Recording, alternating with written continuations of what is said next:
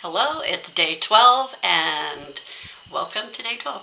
So I was continuing with the homework and we're on the mirror exercise, and the mirror exercise was a tough one for me, and that's why I wanted more time to talk about it, because it was really tough because I'm not used to looking at myself, and I've never been used to looking at myself. I don't like the way I look. I've grown up not liking the way I look, and it's never been confirmed that I look good, so I'm not really sure how I look.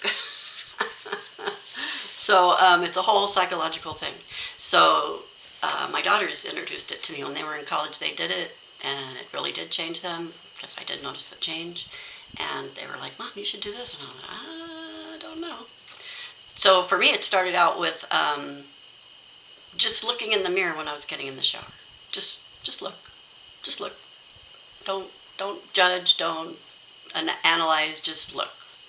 And that's what I started doing. So I got used to what I looked like naked, and took it from there. Finally said, okay, I'm going to do the exercise, which is to stand in front of the mirror, looking at yourself, saying, "I love you. I love you." And then I start saying, like, "I love you, Kathy. I love you, Kathy. I love your arms. I love your belly. I love this. I love that." I started doing that, and it was hard in the beginning. It was making me cry. It was making me cry because those were words I never heard before. So why not say them to myself? If my mind and my spirit are two different things, if the ego is separate from the spiritual mind, then why can't I do that for myself? That is, to me, what real self-care is. It's when you focus on you. Yeah, I could do my nails, I could, go to a spa, I could do all of those things which do feel good and are self-care. But the real self-care is when you acknowledge yourself and love yourself and accept yourself. Accept what you are in the moment, day by day. Today I was disappointed, or yesterday, well, that was today, sorry. But I was disappointed, and I just got over it. I was like, "Do you want that to ruin your whole day?" No, I don't. So I just got over it. I just said, okay, it's gone, it's done, I'm past it. Took a deep breath and kept going. So the mirror exercise is going to be tough. You might not be able to do it every day, but I'm going to say do it as much as you can, and don't judge yourself if it's hard. It's going to be emotional, but that means it's working. And don't give up on it. Even if you skip a few days and don't do it, keep it in your mind that you're going to do it. Maybe one day you set it as the intention to do it, and then each time after the first time it gets easier, even if you have to wait to do it the second time or the third time. But eventually you'll be able to do it every day, and I want you to do it every day till we finish the 30 days. So however you can get that accomplished, you get that accomplished, because it's a very healing activity in ways I can't even explain.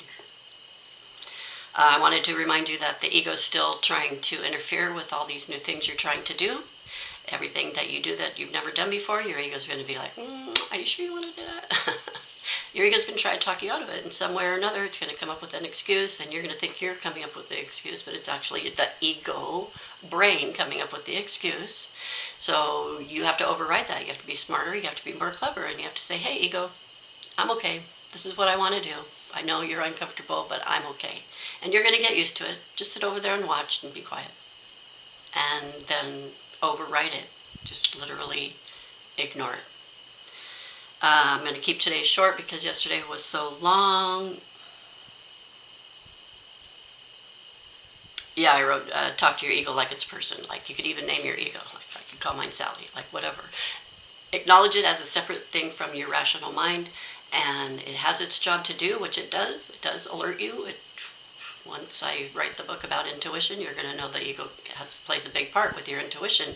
But for what we're doing now in this book, the ego is just an observer, and it shouldn't be interfering. And it's up to you to tell it, just sit over there, be quiet, and you can watch and play your games or whatever, and let me do this, because this is what I want to do. This is the change I want for me, and yeah, I'm going to end it there. See you tomorrow.